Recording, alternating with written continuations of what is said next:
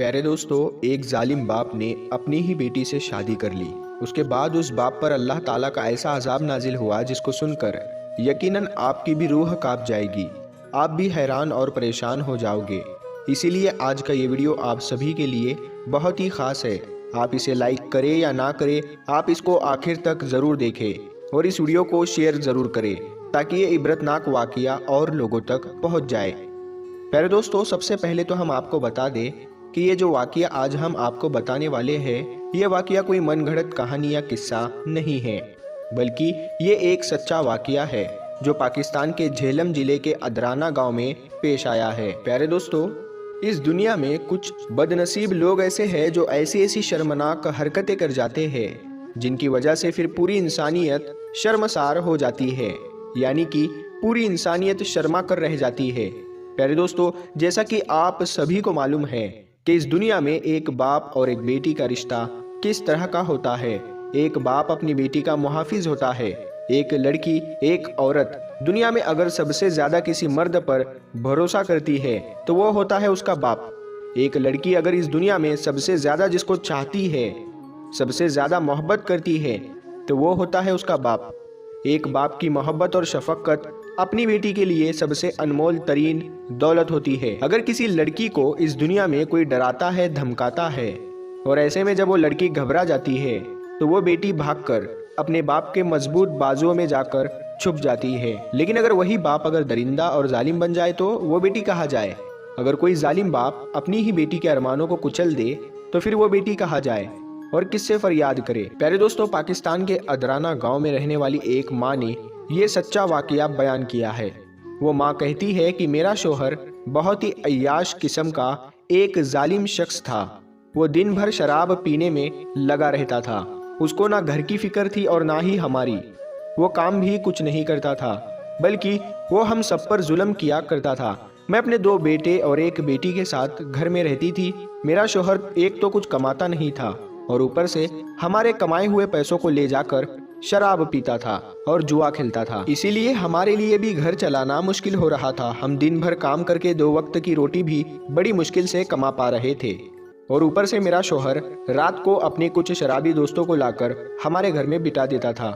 एक बार ऐसा हुआ कि हम रोज की तरह अपने काम पर चले गए। मेरी बेटी घर में अकेली थी। उस वक्त मेरा शराबी शोहर अपने शराबी दोस्त के साथ में घर आया और घर में आने के बाद में और मेरी बेटी को आवाज लगाने लगा। मेरी बेटी उन लोगों के पास नहीं जाना चाहती थी, मगर मेरे शोहर ने गुस्से से और चीख कर उसको आवाज लगाना शुरू कर दी, जिससे डर कर मेरी बेटी उनके पास चली गई। अपनी बेटी को सामने देखकर बाप कहने लगा कि हमें जोर की भूख लगी है, हमारे लिए कुछ खाना बना कर लाओ। मेरी बेटी उनके लिए खाना नहीं बनाना चाहती थी, लेकिन डर और खौफ की वजह से वो रसोई घर में गई और उनके लिए खाना बनाने लगी। फिर जब खाना तैयार हो गया तो बेटी खाना लेकर बाप और उसके दोस्त के सामने पहुंची। मेरी बेटी पर जब मेरे शराबी शोहर के दोस्त की नजर पड़ी तो वो काफी देर तक मेरी बेटी को गौर से देखता रहा। फिर जब वो खाना रखकर बाहर चली गई, मेरे शोहर का वो शराबी साथी कहने लगा कि यार, तुम्हारी बेटी तो बहुत खूबसूरत है और जवान भी है।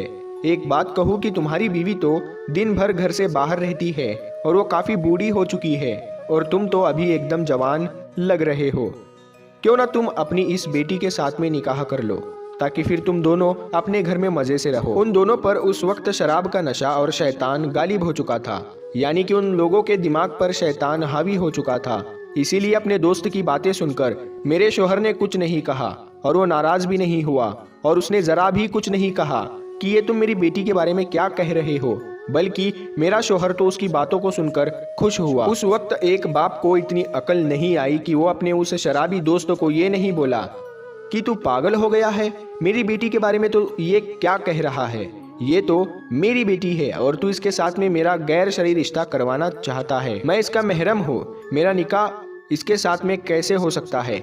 एक बाप अपनी बेटी के साथ में शादी किस तरह से कर सकता है। ऐसा बिल्कुल भी मेरे शोहर ने कुछ नहीं कहा, बल्कि उस वक्त तो मेरे शोहर पर शैतान गालिब हो चुका था। इसीलिए उसने अपने शराबी दोस्त से ऐसा कुछ नहीं कहा, बल्कि वो तो ये सुनकर खुश हुआ और कहने लगा कि हाँ यार, तुम ये बात तो बिल्कुल सही कह रहे हो।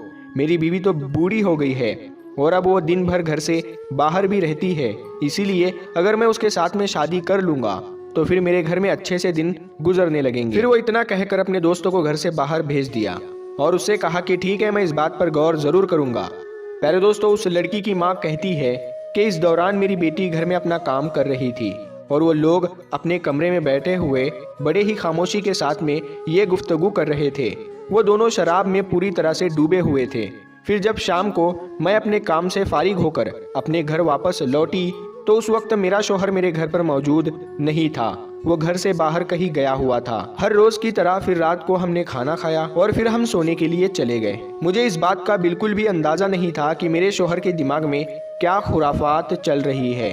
हालांकि दिन में हुई बातों को मेरी बेटी ने मुझे बता दिया था, मगर मुझे इस बात के बारे में जरा भी खबर नहीं हुई कि मेरा शौहर अपनी बेटी के बारे में क्या सोच रहा है। सुबह फिर हम लोग हर रोज की तरह अपने काम पर चले गए। मेरा शौहर और मेरी बेटी घर पर मौजूद थे। जैसे ही मेरे शौहर ने यह मौका देखा कि हम लोग घर से बाहर जा चुके हैं तो उसने अपने शराबी दोस्त से कहा कि वो एक काजी को घर लेकर आए। थोड़ी देर के बाद में उसका शराबी दोस्त एक काजी को लेकर आया। उस काजी का तो पहले ही पैसे देकर मुंह बंद कर दिया, इसीलिए वो भी इस गैर शरई निकाह को करने के लिए तैयार हो गया था। फिर मेरे शौहर ने यानी कि उस बाप ने देखा कि बेटी अपने कमरे में अकेली है तो वो उसके कमरे में गया और जबरदस्ती उसका हाथ पकड़ लिया और उसको बाहर ले आया। फिर उससे कहने लगा कि चुप रहना, मैं तुम्हारे साथ निकाह कर रहा हूँ, अपना मुंह बंद रखना और जाकर चुपचाप काजी के सामने बैठ जाओ और काजी तुमसे जो भी कहे उसका सर हिलाकर जवाब हाँ में देते रहना। ये सुनकर मेरी बेटी चीखने चिल्लाने लगी और रोने लगी, मगर घर में उसकी बातों को सुनने वाला कोई नहीं था। फिर जबरदस्ती बाप ने बेटी के साथ में निकाह कर लिया, यानी कि जबरदस्ती शादी कर ली। फिर जब ये अफसोसनाक खबर हम लोगों ने सुनी तो मेरे शौहर ने हम सबको बहुत मारा पीटा और हम सबका भी मुंह बंद करवा दिया और कहने लगा कि अगर तुम लोगों ने इसके बारे में किसी से कुछ भी कहा तो वो हमें जान से मार देगा। फिर 2 दिनों तक हमने डर और शर्म के मारे किसी से भी बात नहीं की और इस बात का जिक्र नहीं किया, मगर तीसरे दिन मैंने अपने भाइयों को पैगाम भेज दिया। फिर तीसरे दिन मेरे भाई आए, फिर उसके चंगुल से हमें छुड़ाकर अपने साथ ले गए। एक जालिम बाप ने शराब और शैतान के बहकावे में आकर अपनी बेटी की जिंदगी तो तबाह कर ही डाली। उसके बाद में वो दिन रात शराब में डूबता चला गया।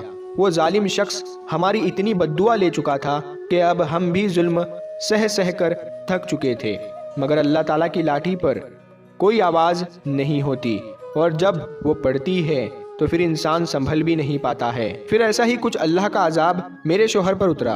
कुछ दिनों के बाद में हमने सुना कि मेरा वो शराबी शौहर घर में बहुत बुरी तरह से तड़प रहा है।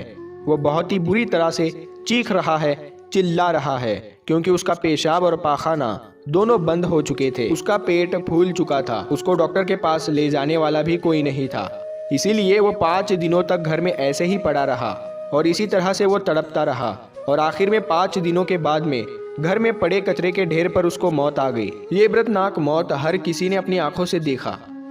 फिर लावारिसों की तरह उसको ले जाकर दफनाया गया, क्योंकि कोई भी बेटा उसको कंधा देने को तैयार नहीं हुआ और उसकी बेटी तो वैसे ही उससे नफरत करती थी।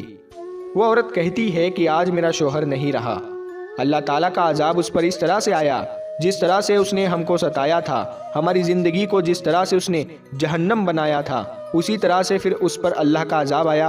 अल्लाह ने फिर उसकी कब्र को भी एक जहन्नम का गड्ढा बना दिया। उसको दफनाने के बाद में दूसरे ही दिन कुछ कुत्तों ने मिलकर उसकी लाश को बाहर निकाल लिया और फिर लोगों के सामने ही उसे नोच नोच कर खा गए। उसकी इस इबरतनाक मौत को देखकर हर कोई तौबा कर रहा है।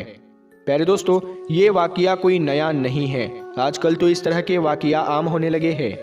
प्यारे दोस्तों, अल्लाह ताला ने हम मुसलमानों को प्यारे नबी सल्लल्लाहु ताला अलैहि वसल्लम की उम्मत में पैदा किया और हमें रहने का सलीका और ज़िंदगी गुजारने का तरीका भी बता दिया और हमें कुरान शरीफ जैसी पाक किताब अता फरमाई। इस्लाम में शराब हराम है और याद रखें, आजकल जो भी नौजवान शराब जैसी इस नशे वाली चीज़ में गिरफ्तार हो चुके हैं, उन लोगों को हम ये बताना चाहते हैं कि शराब पीना मना है, क्योंकि उसके नुकसान ही नुकसान हैं, उसका कोई फ़ायदा नहीं है।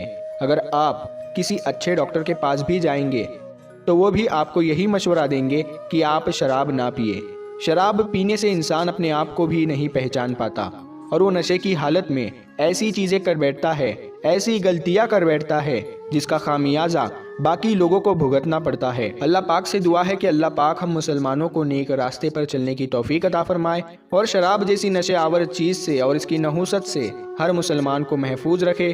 प्यारे दोस्तों, उम्मीद करते हैं आपको आज का ये वाक़या पसंद आया होगा। ये कोई मन घड़त कहानी या किस्सा नहीं है, ऐसे वाक़यात होते रहते हैं। अल्लाह पाक से दुआ है कि अल्लाह पाक हम सबको अपनी बेटियों की और दूसरों की बेटियों की भी इज्जत करने की तौफीक अता फरमाए। अल्लाह पाक हमारी आंखों में वो शर्मो हया पैदा कर दे जो किसी की बेटी को बुरी नज़रों से ना देख सके। आमीन या रब्बुल आलमीन। प्यारे दोस्तों, अगर आपको ये वीडियो पसंद आया है तो आप इस वीडियो को अपने करीबी दोस्तों में ज़रूर शेयर करें और इस पैगाम को और इस वीडियो को, इस वाक़ये को हर मुसलमान तक ज़रूर पहुंचाइएगा।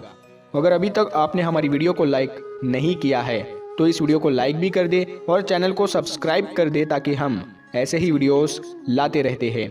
हम मिलते हैं फिर एक नई वीडियो के साथ, तब तक के लिए अस्सलामु अलैकुम। अल्लाह।